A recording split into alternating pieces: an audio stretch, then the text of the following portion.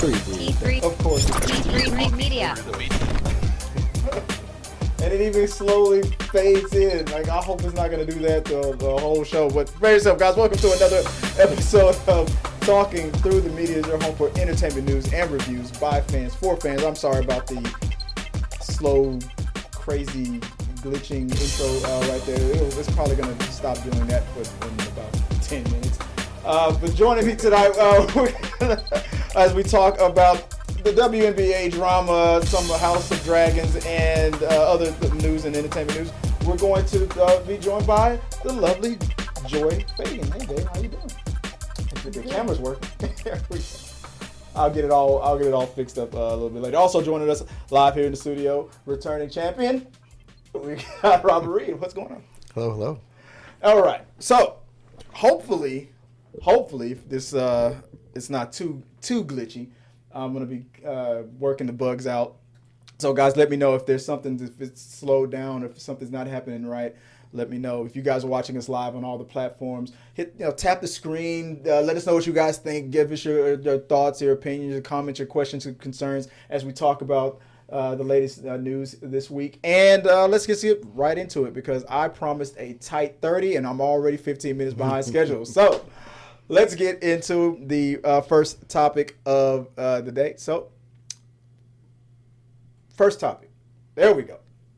First topic. So, WNBA has been going back and forth with this whole cash cow of rage baiting, if you will.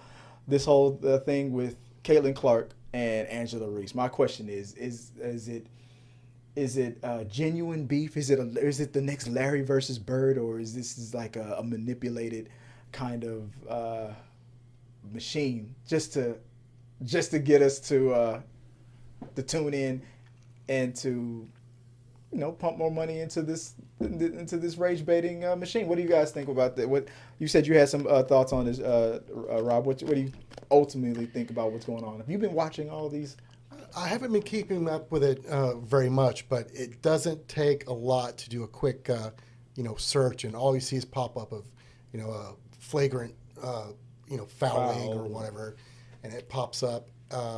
You can tell that there's definitely some rage baiting and media push, far attention to this subject.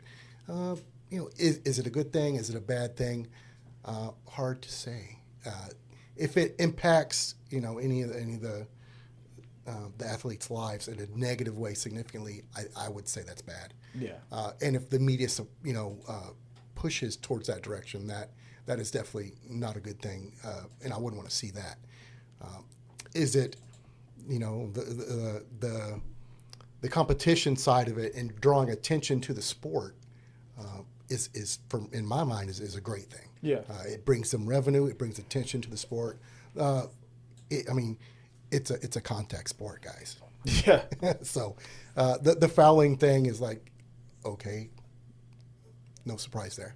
You're right. It is what it is. What about you, Joe? What do you think about all this attention that the WNBA is getting? I mean, I think probably like with pretty much anything that's a hot topic, it starts accidentally, innocently, whatever, it happens.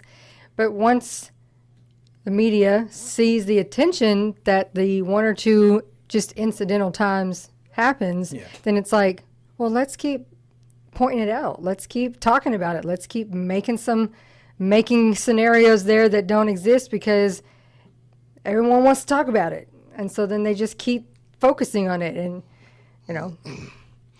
The thing that gets me, that if what people don't realize is that it doesn't take away with talent and everything like that. I mean, but all these athletes, all these everybody. I mean, you don't get into the league unless you got some skill. But doing a little bit of research on it, when Caitlyn Clark, and I have my opinions about Caitlyn Clark and her ability. Before she even got in the league, I said she's a great shooter. She's going to put up numbers. Hell, they can go into the playoffs. For all we know, they could win, but she's not going to. Everybody kept putting it on her that she was going to dominate. like from day one, and I knew that wasn't fair for her because it wasn't going to happen. I mean, I don't care if you're a high school football team. If you're the New Orleans Saints challenging the local high school team, and you're guaranteeing a victory, that high school team's going to play their asses off. They're going to try to destroy. You're not going to just talk crap coming in. So I feel like all the people that were hyping her up before she got in there, she's going to come in and dominate. All those other athletes were like, nuh-uh. Like, I'm a professional. Like, this, like, we don't let any rookie. It reminds me of The Matrix. Remember when Keanu was about to do that first jump? Even though he was the one, wasn't gonna make that jump. No one makes the jump the first time. No one makes it the first time. Nobody. And that's what I was thinking the whole time when they kept putting that pressure on her. She's gonna come in. She's gonna score 50 points every game, and she's gonna go undefeated. It took 4 or 5 weeks for them. 4 or 5. Their first games before the Fever even got their first victory, and everything and it just kept piling on the excuses I'm like, stop trying to overhype and trying to make this into what it's not. It's not a feud. There is no feud. Well, some of it too is just when it comes to each and every sport, when you have super fans.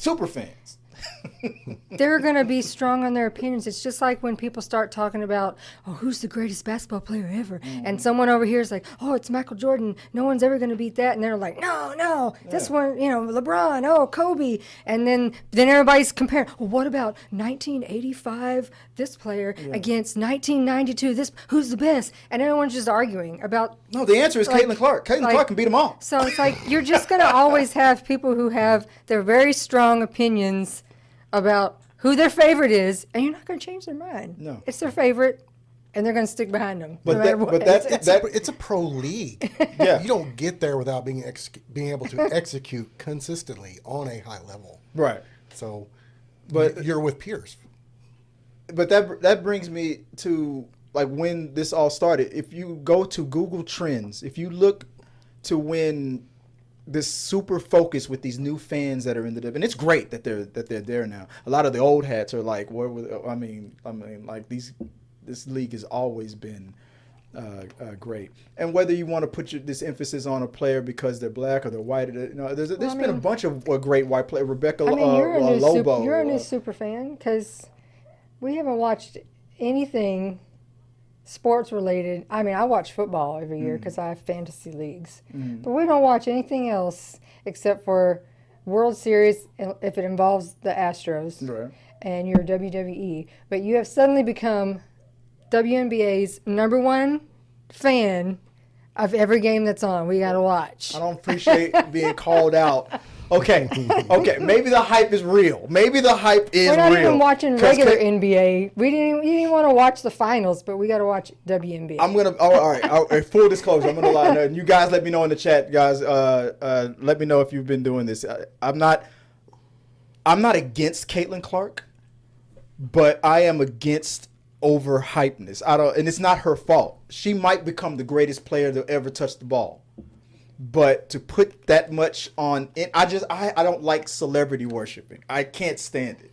Like until she's actually done it, because every time she shoots for the 3 and misses, I'm gonna remind you that she never won in college. I'm just gonna do it because I like to just piss people off. So all these people that like to just overhype anybody, I don't care if it's Caitlyn Clark, I don't care if it's Angela Reese. If you start overhyping anybody, it's gonna turn me off, and I'm gonna immediately go to the opposition side. And be like, well, she never got a ring. And that's why I put this picture up right here. If you go to Google Trends, if you look at when Caitlyn Clark's popularity really started, and when she became the most searched athlete in the WNBA on Google, it was this moment when Angela Reese taunted her and got in her face. After that happened, this flood of support for Caitlyn Clark just came out of nowhere, and they're still there. And that's where this money is all coming from. To me, they're still fair weather fans, but it's still good for the WNBA. this wrestling, like you brought up wrestling, this wrestling like storyline of the good guy bagger, who's the fan favorite, who's the real MVP, who's this. It's good for the money, but is it good for them personally? Like, what do you? Well, some of it's just a female thing because we don't really make as big a deal. See, I say we didn't say it. Me and Rob didn't say it. That was Well, no, that was Joy. Joy said it. They don't make as big a deal when it comes to the guys who do the same. You know, and the basketball, you know, There's always feuds. you've got your, you know, your ones that are, you know, shaking their finger and like, you can't beat me, and you know, football, basketball, and everything, and we're all just like, yeah, that's right, not in my house. Well, girls can't. But get over along here, with we're like, wow, it. Girls never get along. how so. rude, how rude is That's that? what Rob said, right, Rob?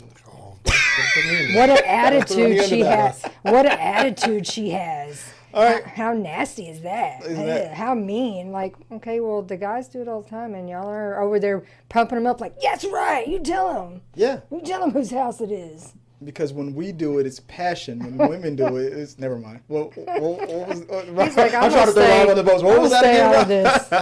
I think all of this is part of the game. Yeah. It is part of the game. It has been, you know, since the beginning. And I think the attention, you know, that it's bringing to them can be positive and can be beneficial to the industry. Yeah. So I'm all for it. You know, it's brought it into the limelight, and people are talking about it, and that's what you want. And another thing, guys, that like this whole thing is manipulation, mostly by the media, because they know it's what and the WNBA they want that because it's putting butts in the seats. I said they're getting the seats filled. They're getting the seats filled. People are watching. I say it all the time. I say it all the time on this channel. Those rage bait YouTube channels that I always talk about. We're going to talk about the Acolyte later, right? About how everything is woke or everything is. If the internet god, I say this all the time. If the internet gods, the TikTok gods or whatever, would come down and say, Chris, you would get 1 million followers. And if you haven't hit the follow button right now. Appreciate it. If you get 1 million followers tomorrow, if you just become the biggest Chris Hemsworth hater of all time, I would make him cry using my words every day. But until you give me that guarantee, I'm not gonna become that grifter. Being a grifter is just exhausting to me. I just don't have the time for it. I don't have that kind of hate in my heart. I'm like, I don't. But if you guaranteed the money, I could be persuaded. But like these, they're not enemies. They may not be best friends. They may never be best friends. But they don't hate each other. All this stuff is what the people in the comment section are people in whatever thread it is, and whether it's Twitter or TikTok, whatever it is, it's always somebody saying something disgusting or something about that. But guys, let us know what you guys think about this whole manipulated feud that's going on between Clark and Reese, and send your prayers out there to Brink, because she just got hurt and she's out for the year out from the Spark, and she's my favorite. It's not Clark, it's not Reese, it's Brink. No, it's Plum. That's my Kelsey girl. Plum. It's Plum all day. You don't know who Casey Plum is? Yeah, that's my. Who is your go-to WNBA player? Let us know in the box below, and let's keep talking. All right, let's move on to the next topic of the day. Before I get into that, guys, I want to remind you guys, you want to send a question, comment. I'm watching the chat, whether you're on Instagram, on TikTok, anything. I'm watching all of it. But if you want to support the channel, go to streamlabs.com/T3 Media Studios /tips. That's one way you can do it. You can do a super chat on YouTube, or go if you're on TikTok. Tap that screen. You're not obligated to it, but help us out, help boost the channel, and get some eyes on this show as we keep rolling. I just want to throw that out real quick. Moving on to the next topic on the day, Acolyte. I want to do some TV talk, guys. If the screen would allow me to do it. Have we all got caught up on the Acolyte? Yeah. Rob, well, okay. Most of what I've been seeing online is I don't like the fact that the canon is being this and the canon. Tell us about Nick Cannon. What do you think? What's going on? I mean, the show is catering towards a new generation of Star Wars fans. Yes. There's no doubt about it. From a business standpoint, that makes perfect sense. You want to keep your intellectual property fresh and new. Yeah. The double-edged sword to that is you need to be able to do it correctly, and you have to keep enough of that original DNA of the intellectual property to not alienate your older generation, your older watchers. Right. I think they're in the process of doing that. I think it may be a slow burn to where it develops a little bit more as it goes on in the series. But I'm watching it. I am too. I don't have any. Is the show perfect? No. Is the show what I thought it was going to be? No. But the nitpicking and everything about this show, I am fully invested in the mystery of it. I could sit all day, like I see online, the nitpicking on, well, no, it was breaking canon because they said in episode 2, in the movies, that the Sith have been gone for all these decades and millennia, and now this story is showing us the Sith. They know the word Sith has never even been said yet. It hasn't been said. Is that person probably? Yes, probably. But I from episode 1 have come to the conclusion that this is a mystery, that something is going to be revealed at the end.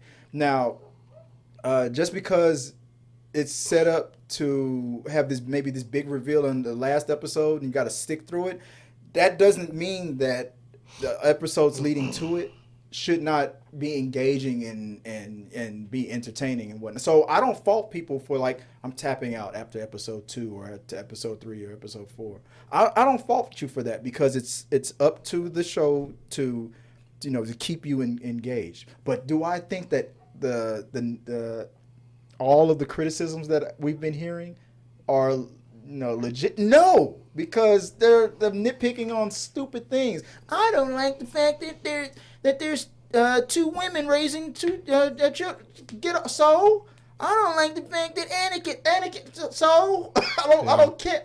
I'm focused on this story. I'm engaged, babe. Am I crazy? What do you think? No, I mean, I'm enjoying it. And I mean, like I already said when we talked about it, I don't know if it was maybe the week before last, I had no intention of watching this because I've not watched, besides the movies. Because you're a hater. I have not watched any of the other, like Mandalorian or Book of Boba Fett or any of those. So I was not going to watch this. I was like, whatever. Right. But you put it on and I was like, I like it. I do feel like that you don't really, like this does cater to trying to bring in new people to watch it because you don't really need to know. You don't have to be like, oh, I've read all the books and I know everything about it, or you don't even really have to have watched any of the movies because this is before any of that anyways. So, it's been exciting and mystery. So I think that it definitely could, you can get other people watching that would have normally watched. Have you guys ever seen the Freddie Prinze Jr. interview where he talks about the new Star Wars fans and he goes on this 5-minute rant because Freddie Prinze Jr. was one of the voices of a character of Jedi in Star Wars Rebels, and he said he worked very closely with George Luke, the person who trained George Lucas. That George Lucas handed the keys to Lucasfilms to. I forgot his name already, but he went on this rant talking about Star Wars was for kids. I mean, like episode 4, the original 3 was for a certain group of kids back there in the 70s and the 80s, and the prequels were for a new set of kids, and now these movies are for another group of kids. That you old guys from the original movies are just mad that the movies aren't catering to you anyway. But just like what you said, Robert, it's catering to a new group of kids, which is what Star Wars has always done. And he went on this rant, you're just mad that Han Solo gave the Millennium Falcon to a girl, dude. That's what you're mad about. Just be honest. But it's it's like reminds me of hip hop. It's by the youth for the youth. It's for the kids. I mean, especially like this week. Last week was a little slow. Yeah. The episode 3, but episode 4 totally made up for it. You think it made up? What about you, Rob? What do you think about episode? But from 3 to 4, do you think it made up for? I think it did gain some momentum. Yeah. The pace was a little bit faster. A couple things that you see that are very different from what people are conventionally used to from some of the Star Wars stuff. I forgot the character, but the older Jedi guy that the seems like everything's kind of centering around. Kiyati or whatever. Yeah. I forgot his name. Yeah, I got his picture up. A couple here. things you notice. He is much more emotional and not as dogmatic as what you'd previously seen older Jedi. Yeah. But as a whole, you look at the actors and stuff that are on screen. You don't see a lot of gray-haired old Jedi men. Yeah. It's 150 years before before the prequel, so it's he's younger. Even in the scenes, you see a lot of the younglings. You see a lot of the younger Padawan, the younger Jedis. Yeah. And you're not seeing that older take the older gray-haired guys, and you're not seeing that side of them as being very dogmatic and very closed off. Right. mentally. Because we're before the Clone Wars. And- Exactly. Because seeing that type of character is not necessarily that interesting unless it fits into a purpose or a role. Yeah. Just from face view, to see someone that can emote and give a lot of emotion, which the Jedi are supposed to not be doing, you can tell they are leaning into that a little bit harder on this show. And I think it makes it a little bit more interesting to watch. Yeah, because something happened. I'm telling you, something. Them Jedi did something. I- They're covering something I up. enjoyed the cliffhanger because then you were like, "That was it. Now I gotta wait a whole freaking week So before I I feel thought like what's it's going on." But the drama with that Jedi in particular, people are going. They're losing their minds because this Jedi should not be alive because it's 150 years ago, and it turns out that canon of this Jedi being born in a certain date was set on a video game, an old video game, which was not was considered G canon back in the day when canon used to have different categories in Star Wars. There was G canon, which was George Lucas canon, and there was all these other different categories of canon. And anything that was on something like a book or a video game, George Lucas himself said that you don't have to follow that lore. If you establish that a Jedi or a Sith or something happened in this game or this book, you don't really have to consider that canon. But if it happened in the movie, that's G canon. That was so everybody was online losing their mind saying that this Jedi, Kiade or what I forgot his name, should not be alive. Should not be alive because it said that he in this video game it said that he was born on such and such a date. Well, George Lucas already established that you don't have to follow that. That was not official canon. If another director or if a movie or something in the future, if a writer wanted to break that lore, you were allowed to, because it was never in any of the movies. And in the Clone Wars, it never established his age or the fact that if he could be 1,000 years old or 300 years old or whatever. But now on this Disney Plus series, it turns out that I guess he can be that old. So people are like nitpicking, like, no, God, it's breaking canon. Oh my God. Like, no, like everybody understood that there was a whole bunch of different categories of canon. Did it make sense all the time? No. Did I like it all the time? No. But it is what it is, and if it's already been, if it's been established by like George Lucas and blah blah blah and all that you can make that future writers and directors can make these liberties, and just try to enjoy the story. I don't understand why everybody wants to. Everybody's online talking about how much they hate this show. Well, then why do you keep watching it? Like but it's the rage bait, I guess. I don't know. Maybe should we turn this podcast into a rage baiting kind of like that? I mean, the clicks are there. Oh my God, there's a girl. I don't know. I don't know. Do you have the energy for that? I do not. I don't have I don't have the persistence for that tenacity. You have the social bandwidth for that. Exactly. I don't know. I just don't get it. Like just like Freddie Prinze Jr. said, dude. You just even for writers, there's a reason why they write so many books and they stop and they change to a new series. right. If you were to translate that to Star Wars stories, right? You know how many books that would be? And, there are writers, they will do a certain amount of books and they will hand the series off to someone else and someone else will continue to write further storyline. Right. Right. And it's just, imagine how much work would have to be to maintain a continuity in this story, in this universe, and not paint yourself into a corner Right. on certain aspects where you're like, oh man, we've written this part as this way, and that has cut off so many opportunities to develop other stories Right. and stuff like that. And as a writer, you don't know what you're going to be doing 20 years down the road. Right. You don't know where that series is going to take you in your head. So, the stories are great. Yeah. They can be told in many, many different ways and by many different people. And it's all built into the same universe. So I'm happy with the way it's being done. Yeah. Is it like I said, is it perfect? No. Is there a chance that it could go into a direction where even I would be like, I'm tapping out? Yeah, it's possible, but I'm not there yet. But if any of you guys are, that's fine. If it's not for you, it's not for you. But if those guys that are always, I'm gonna just get online and tell you how much I hate, like I just do not have the patience for it. Until the internet gods tell me I can profit from it, I'm not gonna do it. All right, guys, let us know what you guys think about episode. What was that the fourth episode? I am still under the belief that guy. He's not. Maybe he is a Sith. Maybe he's not. But I think it's the friend that's helping May. The guy, I think it's him. I think it, and I've been hearing people saying if that would be considered lazy writing. I can understand where they're coming from, but I don't agree. I just feel like that's the formula that's what Star Wars has done. It just seems to be this story. But I don't know. Maybe one of the mothers survived. I don't know. But I think it's that guy. But that's just me.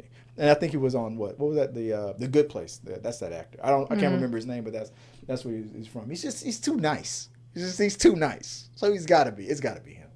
Let us know what you guys think, what your theories are, and let's keep talking. Okay. Moving on to we're on topic number 3. All right. Let's see if the graphic holds up. All right. All right, we haven't done this. I haven't done this on a Hot D. The Hot D. The Hot D. That's what we call it on this. We don't call it House of Dragons out of this. Hot D. Who's been watching the Hot D? Have you? Are you, Rob? You haven't caught up to the? This is where I'm severely lacking. I have not started this season. You're lacking on the Hot D. You haven't started on the House of the Dragon. You watched the first season? Yeah, I watched the first season. But I mean, we don't have to get all deep into it. Just basically the enjoyment factor of it. I wouldn't be able to explain it anyways because I can't keep any of their names straight. Or who is who. Targaryen. Who is who and who belongs to who. I'm very confused. Targaryen number 1, Targaryen number 2. From a writing aspect, I really love how he does the long character development. Some people get impatient because everybody wants instant gratification on a lot of their storylines. But he does a very slow development of your characters. Mm-hmm. And it mixed in with that is that you never know where they're going to land, right? Yeah. You never know. That character development may seem like, okay, this is a good guy. Oh, no, maybe not. That is now a bad guy. Yeah. And I mean, the one thing they're very good at is continuing the tradition of, I didn't watch Game of Thrones, but I heard about it all over the place. We're not afraid to kill anyone. Oh yeah. Don't like anybody because they'll die. Yeah. So this season picked up with the mother Targaryen trying to figure out that one. I remember if her son really was taken out by the dragon or just taken out from the last season. That cliffhanger. Very upset that she's been gone for however many days. Yeah. And they've not heard anything. And one wants someone to send someone out to find her, and the older lady that was on a dragon, and I don't know what her name is. Well, the sister-in-law or something like that, or her aunt, I think. Maybe was basically like, look, when my kid died, let me tell you, she needs closure. Yeah. Leave her alone. Yeah, she's got to get out there and get it for herself. And when she gets what she needs, she'll be back. Yeah. Stop worrying about it. It was basically about her wanting to confirm what she was told in the season finale of last year, that if it's true that her youngest was taken out, because it was such a I won't say slow episode because a lot of it's always a calm before the storm with this show, so you emotionally got what you needed from the beginning to the end, and you could tell that right at the end you picked up where you were like, oh yeah, it's gonna go down. A lot of people are not gonna survive. About to be a war. Yeah, there's gonna be a lot of body counts. A lot of bloodshed. A lot of bloodshed. A lot of hot proverbial D. calm before the storm. Exactly. And they did not let us down with the hotness, the hot D of it. The not the cringy sex scenes. Yeah. Oh yeah. What do you call it? I'm just gonna. Oh, the soundboard's not working. I don't know if it's working or not. Yeah, the Dragon Daddies. There you go. There was some Dragon Daddy scenes in there. So this episode was a good start to this season, and you're just wondering. I'm just looking into everybody's eyes, like when is this person gonna snap? When is she gonna snap? When is the this epic war that we're leading into about to get? Because like I said, I've never read any of the books or anything like that, but it was a great episode. I'm trying to be a little bit because I know you haven't watched it yet, but this is going to be. I have a feeling that we're going to be debating on whether or not House of Dragon is a better show than Game of Thrones, as epic as Game of Thrones is. I don't think they're going to disappoint, and I think House of Dragons has already been approved for season 3. So we're off to a great start. This episode was just mesmerizing and chilling, and as tired and exhausted as I was, I was not going to fall asleep until I finished that episode. Because to the way that last episode, that season finale ended, to see if there's going to be justice for that young man, that the way he went out, I'm like, oh, that dude's got to go. And there's a revenge moment that happens in this episode. I'm not going to tell you what happened, but to see how it was executed, for lack of a better word, and to see what that means for the hierarchy or whatever what it is for of power, the power dynamic. Because with heirs, there's the prince and whatnot. So there was a shakeup. There was a shakeup in this episode, and so with an attempted revenge moment, a shakeup in the power dynamic happened on the green side of the families. So without getting, because Robert hasn't seen it yet, so I don't want to spoil it to you. But if you guys have seen House of Dragons, if you want to talk about it, I'll see you in the chats, and we can talk about it on private. I'm trying to be vague because Rob hasn't seen it yet, so I don't want to spoil too much. I wouldn't be able to spoil that much anyway because I can't remember these names either. But the guy with the one eye, he's still alive, and he's pissing everybody off. After that, I want to talk a little bit about movie props, if we can change the subject. So let us know what you guys think about that, and let's keep talking about House of Dragon. So, movie props. Yes. Are we gonna? So Rob brought some interesting toys. What was that on Batman? Where did he get those interesting toys? Yes. He brought some displays for us, and he wants to talk about what are we going to be showing off and talking about right now? We're gonna go over some of my favorite movie props from some of my collection and just some stuff that I've acquired. Some of these are some of the smaller, more recognizable things from the industry. Mm-hmm. A lot of these are 3D printed. Some of these are just purchased items, but you might recognize a few of these.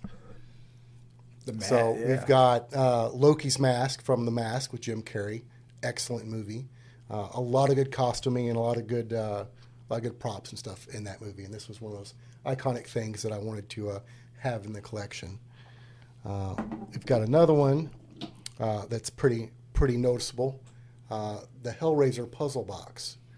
So this one definitely tied into a lot of the movies. It had very pivotal to the storyline of the movies. It basically revolved around the puzzle boxes. This one was one of my favorite props because of the movement and stuff and the dynamics and the visible engineering that was involved in making of the prop. So it was one of those I really loved, and to see them in the movies where they would move and twist and change on their own. For me, growing up, I was like, for me, was really one of those things that I really was attracted to and really caught my attention. So naturally, I had to prop one. What was it about that puzzle box that it was it the gateway into to hell, or what was it about that? Yes, more or less it was, and it allowed them to basically talk to the creatures that were there, and the trick was it was supposed to give them, they were supposed to be able to get something out of it. Yeah. And usually it did not go well. Right. For the person who tried to get something like a monkey paw, right? The deal, yeah. It's like the deal with the devil never goes your way. Yeah. And that's basically how that ended up. Right. A couple of more. This one's probably from one of your favorite movies. Oh, yeah. The Fifth Element key. Fun little quickly visual, item that was just dropped into the movie. And it, instantly you look at it and it looks like it lives in that world. Yeah. And it, you see it's intricate, it's very detailed. So it's an eye catcher, and it only had, a couple of seconds on film, and a couple of different scenes. Some other iconic ones from that movie. Multipass. Yeah, that's the one that people wanted to go to props. Absolutely. The multipass. So, even now mentally, when someone asks for an ID, my brain hears that character say multipass. Yeah. And it's stuck there forever. So that was one of the ones that I wanted to have in the collection as well. And then also from the Fifth Element, one of the stones. Is that Earth? I think this is the Earth stone. Yeah. I don't entirely remember. I always got them confused as far as what the shapes and the glyphs were on the side. So those are a couple of my favorites. Before I dive into a few more, I wanted to ask, what are some of the ones that you remember from some of the movies that really caught your eye?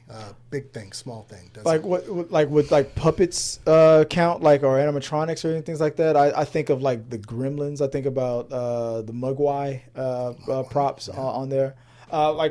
Props, of course, since I'm a Star Wars guy, I think about lightsabers and lightsabers, things like one of the epic. Yeah.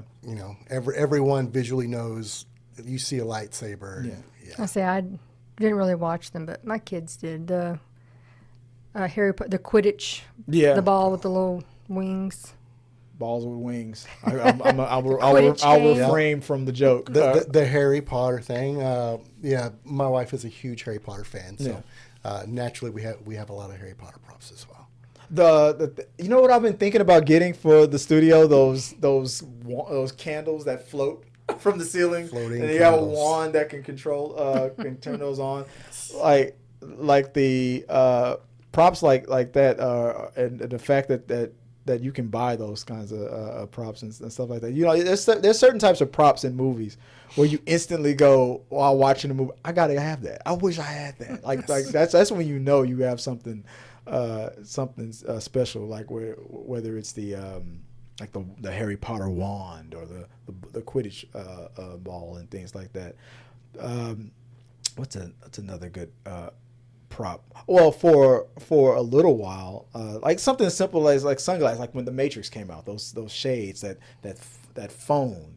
and until smartphones came out, then those little flip phones were obsolete. I mean, that's what makes a good prop. The minute you see it, you're like, know. oh, that's cool. What is that? Yeah. You know, and it really draws your attention in. And you know, sometimes they're very pivotal to the story. Sometimes they're something that's made to live in that world and build the feel of that world. And then some that are just the Men in Black, the thing that Erase your memory. Neuralizer. Yeah, that's a good one. That's a good one. What about the noisy cricket? Oh Remember yeah, that? the little gun. Yeah, and you knew it by the name. by the name. Yeah, And that's mentioned. I mean, that's mentioned once in one of the movies. Where the name, but everyone remembers. but it had an impact. Yeah, tiny little pistol. that little guy right there. There's obviously things like batarangs and things like that, but yeah, those are more known because they're used over and over and over again in each movie. Things like lightsabers and stuff like that. That's a standard. That's a staple. You're from the Avengers, the glove with all the stones. Oh yeah, the gauntlet. Yeah, the Thanos' gauntlet. Yeah. Yep, that's another one that's got made very popular. Some of the older generation stuff like the Book of the Dead from the Mummy, Brandon Fraser. Another one. This was another 3D printed little project I made. Yeah. And it's something that's like, oh wow, that's an interesting looking book, or just the detail in it and the moving parts really added to the scene and gave the actors something to bounce themselves off of as far as their interactions. And one more, so we've got the cryptex from Da Vinci Code. Yeah. Another one of things where instantly you look at it and you're like, wow, that was a neat piece of engineering of prop design. So even if you know nothing about it, you can kind of glance at it and go, somebody put some time and engineering into the development of that part. Exactly. And it's like, oh, that's a cool prop. Yeah, I absolutely want one of those.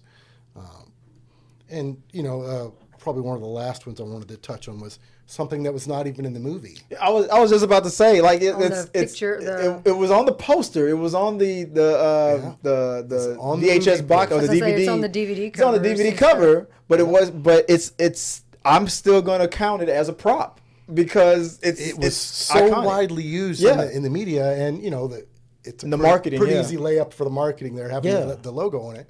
And there was, soap was mentioned a lot in the movie. Yeah. He was. I think did he sell soap or? Yeah, they made and sold soap. Yeah. So that's what it was about. It was a prop. So technically, it kind of was, but it's saying Fight Club obviously wasn't. I think we're breaking a rule by talking about it. Yeah. There you go. Tyler Durden, man. Tyler. I heard that they wanted to make a sequel to that. I don't know how you could. I'd watch it. But those my favorite props, things like the Freddy Krueger claw and stuff like that.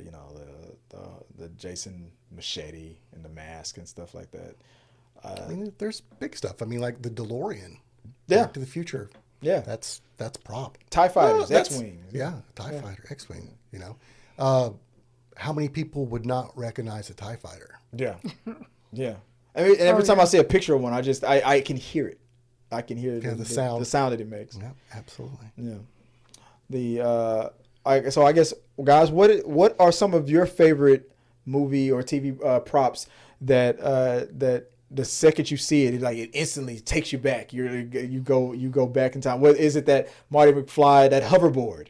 That's one. Well, this is our TV show that we watch, Evil. Yeah. Every single week, the opening credit is a pop-up book. Oh yeah, it's different every week because it's themed to the episode whatever you're the watching. About, but they're always pop-up books. Yeah, but so Evil and they pop. They pop up. Yeah. As they go through the credit. That's a good price. So I would consider for that show the pop-up book is books. Heavily used on it because and I don't know if you started watching that show on Paramount. I have a little bit. Yeah, every I don't remember episode. if it was that way from the beginning. I can't remember, maybe but like I know at season 2 or least the season last 3. few have. Yeah, they're pop-up books for every single opening. And I do like the guy that plays the bad psychologist. Leland. Yes. Oh yeah, He was in the Fallout series, and I was like, oh yeah, I like that that guy. guy. That guy. I can't wait to. I'm hoping. For all we know, he's gonna win. That's how evil this show is. But yeah, like let us know, guys, what some of your favorite props from some of your favorite movies or TV shows. Oh yeah, I see you are. have your pictures on the screen. Yeah, I didn't even think like about Wilson. Wilson. Oh yeah, Wilson. the Wilson. volleyball with the bloody The hand. glove, yeah. I wouldn't even consider that a prop. He was pretty much a character. It was. I'm surprised Wilson didn't get nominated for Best Supporting Actor. I mean, there are a lot of props that are, the movie was hyper focused around the prop. Yeah. And there were, there's been some movies where the prop has overtaken a scene. Yeah. You remember, was it the older Masters of the Universe with Dolph Lundgren? The He-Man movie? Yeah. Yeah. So there was a prop in that movie that was The key. The key. Yes, you remember that. That key was so awesome. Yes, and that was a master class in prop making. Yeah. And it was so good that it almost took away from the movie. Yeah. So, that was one of the few times I've ever seen that happen. It's like, that prop is too good for this movie. If you'd have told me that movie only had like $100 million budget, I'd be like, no, there's somebody put another 300 million into that movie. That one prop alone was. You're right. Was so good. It was so. It had keys on it. It moved. It opened up. Open parts. It had so many moving parts. That's got to be hands down one of the best props I've ever seen. I'm glad you reminded me of that. I haven't seen that movie in so long. I heard that they're working on. They just cast the new He-Man actor, so they're working on a sequel to that. Hands down, I got a. Maybe I should do maybe we should do a best rundown of the best props, because it's gonna hard to top that one. That was one of, like you said, masterclass of prop making right there. It's gonna be kind of hard to beat that. The movie didn't do that great, but that prop was one of the best ever. Guys, let us know what movie do you think of? What's one of your favorite props from a movie that you've watched or that you love? Something that brings you that nostalgic, warm feeling when you think about that you instantly see it. Hey, that's the one from that movie. Like my favorite movie from Clerks. That one from that guy in that movie that came out last year. That vague description. Let us know what you guys have or you guys think on that, and let's keep talking. All right. So yeah, that is tonight's episode of Talking Through the Media, guys. Anything in the chats specifically on some of the Not really. guys? Well, I'll let you know for the portion of the We Got Your Mail kind of portion of the show. I usually save that for the end of the show, but I'm bringing back the We Got Your Mail show. So if we don't hear, if you donate or if you send a super chat or something during the show and we get interrupted by the robot voice, your donation will chime through as we're talking. If we don't get those, it won't, and we don't highlight it on the on this show. But if you're watching this after the fact, or if you're some of your live chats, we see that we can answer. We want to highlight.